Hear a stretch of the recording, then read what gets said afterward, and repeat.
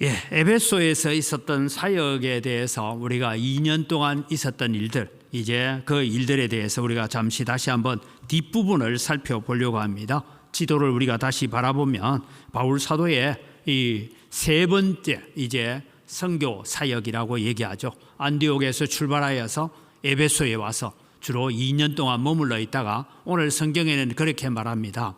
마게도냐는 저 위에 빌립보를 얘기합니다. 그 다음에 아가야 하면 아가야는 고린도를 얘기합니다. 그래서 우리가 마게도니아 하면 마케도니아가 한 도, 우리로 말하면 전라남도, 전라도 이래 보면 고린도 하면 경상도 이렇게 보여지듯이 그런 지역으로 우리가 보면 되겠습니다. 그래서 이 지역을 이제 선교를 하고 왔습니다. 그 가운데 지금 에베소에서 일어나고 있는 일들. 그래서 바울 사도의 1차, 2차, 3차 선교 사역에 있어서 아주 중요하게 집중했던 곳이 어디냐 하면 에베소고 고린도 사역입니다. 이 사역에 바울 사도가 수많은 정열을 심고 시간을 투자했다라는 것을 알 수가 있습니다. 3차 선교 여행을 볼까요? 1차는 45년도에서 49년, 그리고 1년 쉬었다가 2차 선교를 50년에서 53년, 그리고 3차는 또 1년 쉬었다가 54년에서 58년, 이때 고린도 전후서가 적혀지고 로마서가 적혀집니다. 그리고 58년도에 예루살렘으로 왔다가 예루살렘에서 체포가 되어서 가이사랴에 있는 로마에 있는 투옥되어 있고, 로마에 투옥되어 있는 동안에 우리가 잘 아는 것처럼 에베소서, 빌립보서, 빌레몬서 같은 이런 골로새서와 같은 성경을 적게 되는 기회가 되었다라는 것을 우리가 알 수가 있습니다. 이제 넘어갑니다. 로마도 보아야 하리라 라고 합니다. 여러분, 바울 사도가 오늘 본문에는 이렇게 말합니다. 내가 거기 갔다 마게도니아와 또 아가야로 갔다가 내가 로마도 보아야 하리라, 그런 얘기를 합니다. 그래서 로마를 본다라는 그 의미에서 바울 사도는 그 당시에 전체적인 나라를 지배하고 있는 게 로마였죠. 이 로마에 가서 로마에까지 가기를 원했다라는데, 우리는 로마를 바울 사도는 땅끝으로 알았다라고 말하는 그런 성경학자들도 있습니다. 그런데 로마서에 보면 바울 사도가 내가 로마에 갔다가 내가 스바나로 가리라. 그러니까 바울 사도는 이미 로마 건너편에 스바나 하면 지금 스페인입니다. 마드리드가 있고 그런 도시가 있는 스페인이 있다라는 것을 바울 사도는 이미 알고 있었어요.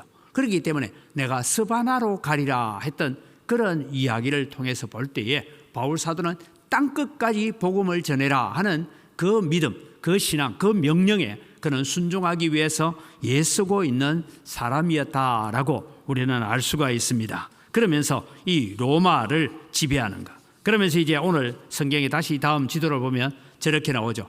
위에는 마케도니아라고 얘기하는데, 마게도니아에 뭐가 있느냐 하면 빌립보라는 도시가 있고, 거기에서 우리가 잘 아는 것처럼 2차 선교 여행 때 바울과 실라가 빌립보 교회를 세우게 되고 간수장의 집을 교회로 세우게 되는 그런 역사가 있었고, 그 다음에 밑에 이제 동그라미 친한 데가 뭔가 아가야 도입니다. 우리로 말하면 이제 전라도 혹은 충청도 이래 하듯이 한 도인데, 그 도의 중심지가 어디냐 하면 고린도였다라는 것이죠. 그래서 바울 사도는 저 고린도 선교를 하기 위한데, 원래 이 3차 선교 여행을 할 때에 바울 사도는 어떤 마음이 있었느냐 하면, 앞에 있는 지도를 우리가 보면 에베소에서 사역을 하면서 먼저 디모데와 또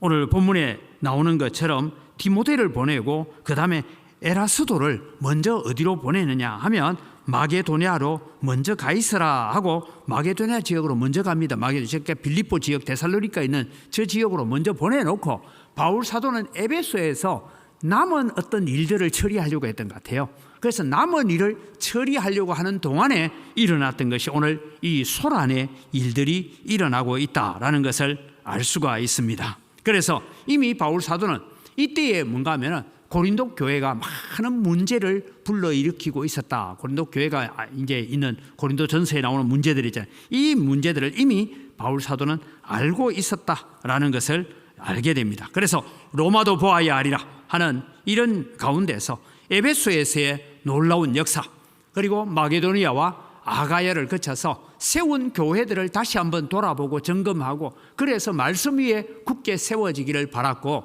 바울 사도는 고린도를 방문하여서 고린도 교회가 안고 있는 여러 가지 문제들을 해결하기 위해서 가려고 했어요.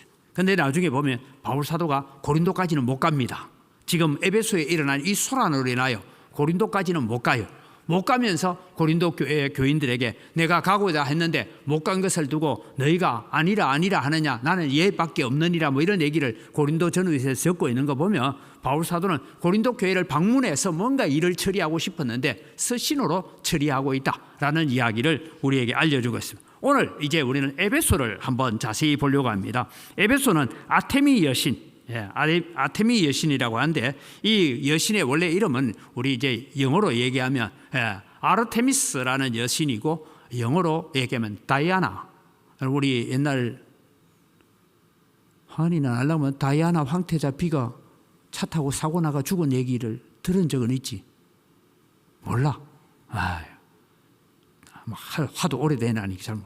영국의 황태자 비였던 다이아나 여사가 이제 막 그 파파라치에 쫓겨서 막 가다가 교통사고가 나서 죽고 이런 일들이 전도사님이 기억하죠, 그죠? 한 20년 됐죠 벌써. 네, 그런 사건이 있었는데 바로 이 다이아나라는 뜻이 아르테미스 여신의 이름을 가지고 온 거예요. 그래서 아데미라고 우리 성경에는 아데미로 번역을 했지만 원래는 아르테미스라는 여신입니다. 이 여신은 지금 에베소가 지배하고 있는 에베소의 이 여신이 아데미 여신을 숭배하는 도시였어요. 그래서 그리스 로마 신화에 보면 중요한 신이 12신이 나오는데 그 중에 한 여신입니다. 그래서 제우스는 자주 바람을 많이 피우잖아요. 이 제우스가 레토라는 여인, 그래서 원래 헤라가 자기 부인인데 레토라는 여인과 또 몰래 만나가지고 쌍둥이를 낳는데 그 중에 쌍둥이 딸 하나가 바로 아르테미스고 아들 하나는 아폴론은 들어봤지? 병거 타고 막 이렇게 가는 그 아폴론 신, 태양의 신이라고 말하는 그런 신을 이제 낳게 된다. 그래서 쌍둥이 남매를 낳았다. 뭐 그런 얘기가 이제 그리스 로마 신화에 나오는 얘기예요. 그런데 이 아르테미스 신은 어떠냐? 달을 숭배하고 산양의 여신이고 순결의 여신인데 그럼에도 불구하고 순결의 여신인데도 불구하고 다산의 여신으로 나타나고 있어요. 그래서 이게 뭐 그리스 로마 신화를 좀 읽어보면 우리 성경에 나오는 여러 신들에 대한 이야기들을 우리가 알 수가 있습니다. 1차 선교 여행 갔을 때에 뭐라고 합니까? 바나바를 제우스라 하고 바울 사도를 두고 헤르메스 신이라 그래서 얘기해. 헤르메스 신은 우리 큐피트의 화살을 쏜다 뭐 이런 얘기 그건 알지.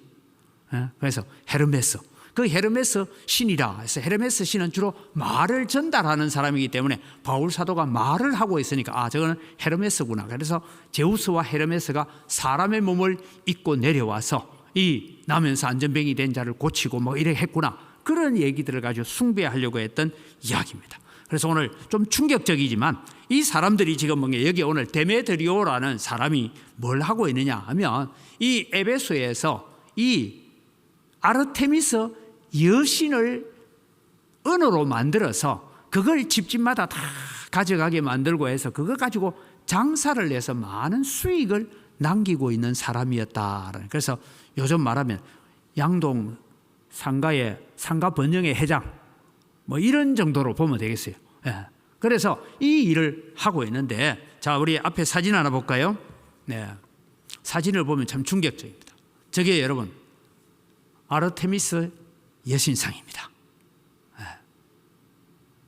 우리가 볼 때는 저거 집에 놔놓고 비나이다 안 할 것 같은데 그죠? 저기 여신. 그러면 저게 이제 상징적으로 보여지는 것이 뭐냐 하면 가슴에 여러분 표현하기 좀 유방이 12개나 있어요. 그 말은 많은 자손을 낳는다. 그런 의미에서 유방이 12개나 되고요. 그 밑에 몸에 있는 것은 짐승들입니다. 양떼고 소떼고 뭐 이런 건데 이것을 더 풍성하게 해준다. 그러면 여러분 이제 여기서 하나 주목하죠. 우상숭배는 뭐냐? 우상숭배는 우상이 무슨 뜻을 가지고 있느냐 어떤 생각을 가지고 있느냐 전혀 상관없어요. 단지 저 신들을 잘 섬기고 잘 달래서 많은 자식을 얻고 많은 소떼와 양떼를 얻고 세상에서 잘 살겠다라는 것이 우상숭배라는 거예요. 그럼 여러분 우리나라 조선시대도 한번 돌아가서 우상 숭배를 한번 생각해 볼까요? 예를 들면 산에 가면 산신령이 있고 물에 가면 물귀신이 있고 온갖 신들이 있어서 그 신들에게 빌 때에 제가 어릴 때 우리 할머니가 예수 믿기 전이죠. 할머니가 예수 믿기 전에 정월 대보름, 장로님 정월 대보름 불집 놀이 하잖아요. 그 불집 놀이 하는데 그 불에다가 그 달집 불놀이 하는 거 봤어? 그 불에다가 콩을 볶아 먹든지 밀을 볶아 가지고 먹으면 이빨이 안 아프대. 그래 가지고 그 달집 불에다가 그 당시에 막 콩도 볶고 밀도 볶아가 막 나눠주고 했어요. 그때 우리는 뭐 때문에 먹었냐면 먹을 게 없어서 배가 고파서 먹었어요, 그걸. 근데 제가 보니까 그때 콩 먹어도 이빨 아프고, 예? 그때 밀 볶아 먹어도 이빨 아픈 건 양치질을 잘해야 되지. 예? 그런데 그런 미신을 가지고 섬겼던 일들이 있죠. 결국은 여러분 저런 모든 일들이 어디에서부터 유래됐냐면 세상에서 더 많은 부귀와 영화를 누리자라는 것입니다. 이게 여러분 아르테미스 신을 섬기는 일들 가운데서는 저게 지금 뭐로 되어 있냐? 전부 다 은으로 되어 있어요. 그게 좀 제법 비싸겠죠.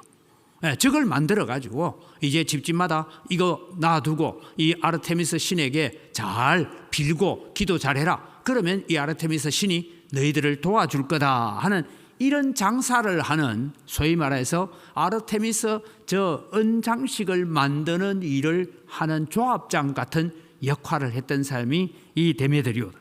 그래서 이 사람이 결국은 무엇을 생각하냐? 우리의 소득이, 오늘 우리가 성경을 쭉 읽었지만 우리의 소득이 줄어든다. 그래서 이걸 우상숭배라 했기 때문에. 자, 그러면 이제 봅시다. 복음이 우리나라에 처음 들어왔을 때에 그때는 아직 기독교가 들어온 게 아니고 천주교가 먼저 들어옵니다. 천주교가 먼저 들어왔을 때에 여러분 우리 윤씨 집안입니다. 윤씨 집안, 파평 윤씨죠. 이거 윤지충이라는 사람이 예수님을, 천주를 믿게 되면, 거기에는 이제 예수님이라고 하니까 천주를 믿게 된다. 이 말은 하나님을 믿었어요. 하나님을 믿고 집에 오니까 집에 뭐가 면 신주 단지가 있단 말이에요. 옛날에는 저 구석에다가 신주 단지라고 해서 거기에 부적도 넣어놓고 막 소원을 넣어놓은 단지가 있어요. 그 단지를 들고 나와서 깨뜨리고 불질러 버립니다. 그리고 이제는 어머니 돌아가셨는데 우리는 제사를 지내지 않는다. 왜? 죽은 자에 대한 제사는 필요 없다. 그래서 일어나는 것이 이제 사화가 일어납니다. 그런 것처럼 일어났던 일들. 근데 요즘은 집에 가도 신주 단지 가지고 있는 사람 없어요. 예전에는 제가 어릴 때만 해도 집집마다, 전도사님 어릴 때는 동네에 신주단지 있었죠. 그죠? 예수 안 믿는 집에는. 그래서 우리 하연이 잘 몰랐어요. 신주단지 모시듯이 한다. 이 말은 들어봤지? 그것도 못 들어봤어. 참, 이 세대 차이가 이제 이래 난다. 그죠? 신주단지 모시듯이 한다. 이 말은 이 단지가 있는데 그 단지 안에 여러 가지를 넣어놓고 그 단지를 어떤 자식보다 귀하게 여기, 이게 깨어지거나 뭐 손상되면 집안이 망한다. 이런 의미에서 그 신주 단지를 그냥 보배처럼 모셨어요. 그런 일들이 저 아르테미스 신을 섬기는 것과 같다라는 얘기입니다. 오늘도 여러분 아직도 몇몇 집들, 제가 광주에서도 저 북구에 얘기를 해보면 그런 얘기, 집에 뭐냐 하면 애기 동자를 집에 다 자기 이제 서재실 같은데 중간에 다 애기 동자 모셔놓고 아침마다 나와가지고 거기에다 향을 피우고 하는 사람도 지금도 있대요. 그러니까 여러분 우리는 지게 여러분 이제 기독교로 들어옵니다. 들어와서 우리 천주교 믿는 사람들 집에 가면 뭐 다 나눴어요? 소위 성모 마리아상이라고 해가지고 마리아상을 다 거실에 놔두든지 안방에 놔두는 천주교인들은 다 놔두고 있어요. 이게 뭔가 하면 우상숭배예요. 그러면은 쉽게 말해서 성모 마리아상을 놔두고 마리아님 우리에게 말씀해 주십시오. 제가 순종하겠습니다. 이런 마음으로 마리아상을 섬기겠어요? 마리아상을 앞에 나가서 절을 하고 뭐 십자가 성호 그리고 하면서 한다는 얘기 뭐예요? 지금 우리 하은이가 아프니까 빨리 낫게 해주세요. 이 소원을 비는 것이지 하나님의 뜻을 묻는 기도는 안 한다 이 말이에요. 그러면 오늘 우리는 다시 한번 돌아봐요. 우리는 하나님의 뜻을 구하고 하나님의 뜻을 묻는 기도를 지금도 내가 하고 있는지, 아니면 하나님 내 소원이 이거 있습니다. 이거 빨리 좀 결제해 주시고 빨리 좀 이루어 주세요라는 기도를 하고 있을까? 이것이 우상 숭배에 대한 이야기들을 우리가 한번 점검해 볼 수가 있다라는 것입니다. 자, 이제 신전을 하나 볼까요? 아까 전에 보였던 이 아르테미스 여신을 섬기는 저 신전입니다. 저도 저 자리에 가서 사진을 찍고 했는데요. 제일 꼭대기에 동그랗게 그 여인 같은 그림이 하나 있죠. 저 그림이 있고 그 밑에 이제 신전이. 저 신전이 여러분 우리가 눈으로 보니까 뭐 별로 안 큰 것 같이 보여도요. 사람이 가서 서면 밑에 기둥에 저 있는 거 있잖아요. 물바지처럼 기둥 서 있잖아요. 저것보다 우리가 작아요. 그러니까 기둥이 얼마나 큰지 모르고 높이가 거의 아마 한 10m 이상 돼. 우리 보통 한 3층짜리 집 같은 저런 것을 대리석을 가지고 저렇게 만들어 놓고 신을 섬겼습니다. 그러니까 저기가 지금 아르테미스 신전이에요. 아데미 신전. 네, 아마 바울 사도는 선교 여행을 하고 있을 때 저 신전을 지나갔다라고 보여집니다. 그래서 저 신전 앞에서 예배하고 신전을 드리는 사람들한테 이건 다 사람이 만든 손으로 만든 것은 다 우상입니다. 그렇게 얘기를 하니까 이 사람들은 뭐냐? 이 신전에서 또 이 아데미 신상을 만들어서 돈벌이를 하고 있는데 결국은 여러분 바울 사도가 핍박받았던 가장 큰 이유는 신에 대한 교리적인 문제가 아니고 결국은 우리의 돈벌이가 없어졌다라는 것이 핍박의 근원이 되었다라는 것을 우리가 알 수가 있다라는 것입니다. 그래서 여러분 지금도 아직 절에 남아 있는데 글쎄 뭐 얼마 전에 에베소 지진이 날 때 저게 또 무너졌는지 모르겠지만 저 곳에 가보면 에베소 지역이나 우리가 초대 7교회를 다 돌아보면 저런 거대한 신전을 지어놓고 거기에 가서 엎드려 절하고 그렇게 했던 일이 있습니다. 그런데 제가 이제 하나 더 저 신전은 그렇지만 하은이는 태어나서 그런 집은 본 일은 없을 것 같고 이제 우리 우세대들은 아는데 옛날에는 동네마다 성황당 집이 있었죠. 집이 두 종류가 있어요. 하나는 상녀를 가져다 놓는 집이 산에 있었어요. 그죠? 그래서 사람이 죽으면 그 상녀를 가지고 와서 그대가 꽃단장을 하고 그래서 장로님 메고 가고 이랬잖아요. 장례식에 하면. 그 상녀를 놔두는 집들이 있었어요. 왠지 그 집은 무서웠어요. 제가 어릴 때. 그 다음에 뭔가 하면 동네 가까운데 보통 보면 나무 12그 소나무를 집으로 만든 새끼로 이렇게 묶어가지고 끈을 만들어 놓고 거기에 당산집이 있었어요. 제가 어릴 때. 그 당집이라고 우리는 했는데 그 당집에는 어떻게 하느냐 하면 정월 초하루 되면 보통 이제 대를 잡는다 해요. 막 징을 치고 여러분 귀신이 좋아하는 게 뭔지 압니까? 타악기입니다. 꽹과리, 쇠소리. 그걸 귀신이 좋아해요. 그 막 치고 대나무에 막 신이 내려가지고 찾아갑니다. 그러면 어느 집에 찾아가면 그 해에는 이 당산집을 섬기는 날이 됩니다. 그러면 이제 당산집을 열고 거기에다 문풍지 그 문종이 있잖아요. 그 전지를 묶어놓고 뭐 하는 제사를 지내는 그런 일들을 한 적이 있습니다. 저희 아버지가 이랬어요. 야야, 오늘 저 당산집에 문종이 최고급 문종이를 당산집 안에 들어가면 이렇게 기둥에다가 묶어놨을 테니까 야야 저거 좀 풀어오너라. 아버지는 예수를 믿었으니까요. 그 왜요? 저거 다 쓸데없는 짓을 하는데 1년 내내 묶여 있으니까 저거 가져와서 우리 집 문풍지로 쓰자 하고 몇 번은 제가 그거 뜯어와가 문풍지로 썼던 적도 있습니다. 그런데 점점 가다가 보니까 이제는 이것이 미신이다 이래 된 거예요. 그때는 막 제사를 드리고 그래서 정월 대보름에는 막 대를 잡고 막 이래 했는데 미신이다 되다 보니까 저 당집을 허물어야 되는데 이제는 뭐 누가 뭐 섬길 사람도 없고 허물어야 되는데 허물 사람이 없으니까 동네 오늘 여기 민회라고 하는데 우리 동네 동회가 이루어졌어요. 제 고향에서. 그때가 제가 이제 중학생 때입니다. 동회가 이루어져서 저 당집을 헐고 저 당집을 이제 없애버려야 되는데 누가 없앨 수 있느냐 하니까 예수 믿는 장집사 외에는 할 사람이 없다. 그래서 저희 아버지한테 저 당집을 헐고 당집에 있는 기둥하고 그 당집을 둘러싸고 있는 12그루의 아름드리 소나무를 다 베서 아재 집에 가져가세요 라고 동해가 결의를 했어요. 장로님. 그런데 저희 아버지가 그러면 내가 할게.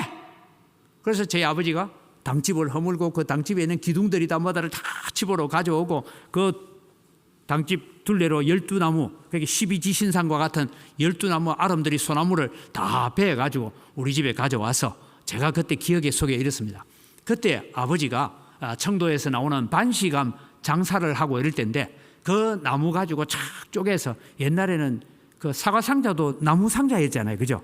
그 상자를 만들어서 하여튼 몇 년 동안 그 나무 잘란 거 가지고 상자를 만들어서 아버지가 부산으로 감을 실어다 날랐던 기억이 제가 있습니다. 근데 여러분, 재밌는 얘기 하나. 저희 아버지가 그 일을 하고 난 뒤에 이제 당집을 허물고 그 집을, 그 틀을 다 평탄 작업을 하고 다 없애버렸습니다. 동네 사람이 아이고 이제 속이 시원하다. 우리 더 이상 귀신 안 섬겨도 돼. 교회는 안 나옵니다. 귀신 안 섬겨도 되니까 속이 시원하다라고 됐는데 아침마다 동네 사람이 저희 집 담을 이렇게 넘어다 보는 겁니다. 그러니까 저희 아버지가 소죽을 끓이고 하다가 그때는 소죽소 때 소죽을 끓였잖아요. 소죽을 끓이고 하다가 아버지가 했던 말이 아직도 제가 머릿속에 남아있어요. 야, 내 안 죽고 살아있다. 이 말이 뭐냐? 당집을 허물고 귀신집을 허물고 그렇게 했으니까 혹시 지난 밤중에 귀신이 역사해서 저 장집사 집이 다 죽지는 않았나. 이래가지고 아침마다 이렇게 넘어다 보는 거예요. 그러니까 저희 아버지가 소죽을 기르고 일을 하다가 내가 안 죽었다. 쓸데없는 걸 너희가 숨기고 있지 않냐. 그런 얘기를 했던 기억이 있습니다. 이게 여러분 우상숭배라는 것이요. 집단적으로 매몰되다 보면 그렇습니다. 제가 군대 생활할 때 충남 서천에서 군대 생활했는데 그때 어느 한 장로님이 그런 얘기예요. 자기가 어촌 개장을 해야 되는데 어촌 개장을 못하겠다. 장로님이니까. 왜요? 하셔야죠 하니까 안 된대요. 2월 말쯤 돼서 이제 본격적으로 추로가 되어지면 소위 말해서 바다에 가서 고기잡이를 시작할 때쯤 되면 풍어제라고 지냅니다. 풍어제를 지낼 때는 씩 웃고 있는 돼지 대가리 하나 가와가지고 거기에다가 그때는 5만짜리는 없을 테니까 10,000원짜리를 돼지 입에다가 물려놓고 절을 하고 하면서 이번에 우리 한 해 동안에 바다에 나가서 고기 잡고 하는 어선들이 전복되거나 풍랑을 만나지 않게 해주시고 나갈 때마다 만선이 되게 하옵소서. 제가 그 군대 생활하면서 그 풍어제 지내는데 옆에서 다 들어봤어요. 그런 충문을 막 외우고 하는데 교회 장로님이 돼가지고 그 돼지 대가리 앞에 가서 절하고 10,000원짜리를 입에 꼽을 수가 없잖아요. 그러니까 어촌 개장인데 그걸 못하니까 야, 나 안 한다. 여러분, 이게 문화 속에 있는 그리스도인들이 믿음을 지키고 간다는 것이 쉽지 않다라는 것을 이야기하고 있는 거예요. 바로 오늘 바울 사도가 이곳에서 겪고 있는 일입니다. 자, 그 다음 이제 내용을 보겠습니다. 데메드리오라는 사람이 누구냐? 언어로 아데미 여신상, 아까 여신상을 봤죠? 그것을 제작하여서 판매하고 수익을 얻는 은세공업자의 조합장이다.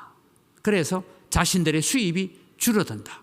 여신을 우상이라고 함으로써 자신들의 직업이 천대를 받는다. 여러분, 다 내용을 보면 여러분 귀신을 섬기고 마귀를 섬기는 사람들은 교리적인 문제는 없습니다. 교리랑 자체가 없어요. 단지 내게 돈의 수입에 도움이 되느냐 안 되느냐 그 문제입니다. 아마 표현하자면 이렇습니다. 절에 가서 열심히 일천배례를 하고 하는 사람들이 아마 부처가 나타나가지고 성경에 있는 계시의 말씀을 전하고 이러면 아마 절에 다닐 사람 별로 없을 거예요. 그런데 여러분, 우리는 성경을 통해서 우리를 책망하는 말씀, 꾸짖는 말씀, 나무라는 말씀, 경고의 말씀, 심판의 말씀을 들으면서도 우리는 하나님 앞에 앉아있는 것이 축복인 줄 믿으시기 바랍니다. 그것이 때로는 내 마음에 가책을 일으키고 내 양심에 가책을 일으키고 함에도 불구하고 그 말씀을 붙들고 살려고 한다는 것은 성령이 우리 안에 계시지 않으면 도무지 불가능한 얘기다. 이것이 데메드리오를 통해서 우리가 배우게 되는 얘기입니다. 자, 그 다음 넘어갈까요? 이제 마무리해야 되겠습니다. 이유와 원인이 분명치 않은 소란으로 말미암아서 모인 자의 태반이 왜 모였지? 2시간이나 아데미여 에베소여라고 외쳤지만 왜 모였는지도 모르고 앉아서 소동을 지키고 있는 것이 이게 뭐냐? 사탄의 전략입니다. 사탄은 여러분, 이것이 진실이냐 참이냐, 이것이 바른 말이냐 거짓말이냐 그거 전혀 관심 없어요. 오직 분란과 소란을 일으킴으로 말미암아서 이 바울 사도의 사역을 가로막고자 했던 것이죠. 다시 또 말씀드리면 우상은 인간의 기본적인 욕심이 만들어낸 작품이다라는 것이죠. 여기서 우리 하나 점검하죠. 우리도 하나님을 오늘 제가 오전에 조심해서 사랑해라, 스스로 조심하여 하나님을 사랑해라 했어요. 그런데 우리는 하나님을 향하여 나올 때도 하나님을 우상처럼 섬길 수 있어요. 왜냐? 내 소원 이루어 주시는 하나님, 내 기도 들어주시는 하나님, 내 걱정, 내 염려를 해결해 주시는 하나님, 그런 하나님으로만 우리가 하나님을 섬긴다면 결국 우리는 하나님을 우상을 섬기듯이 섬기는 거예요. 그래서 우리는 기도해야 됩니다. 하나님, 이 일이 무엇 때문에 일어나고 이 일을 통해서 하나님이 하시고 싶은 일이 무엇입니까? 하나님, 나를 하나님의 뜻대로 사용해 주옵소서. 내게 이런 기도의 제목이 있습니다. 하나님, 이 기도 이루어주면 좋겠습니다. 그런데 이 기도를 응답하시는 것도 하나님이시고 이 기도를 거절하시는 것도 하나님의 뜻인 줄 믿습니다. 그런 자리까지 우리가 기도하며 나아가는 자가 되어야 된다. 이것이 오늘 에베소에서 일어난 일들을 통해서 우리가 배워가야 될 진리의 말씀입니다. 우리 같이 한번 기도 제목을 보고 기도하겠습니다. 같이 읽습니다.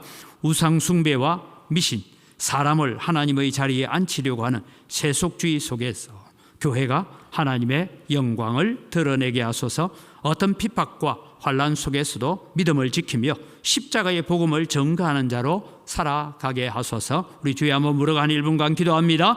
주여, 하나님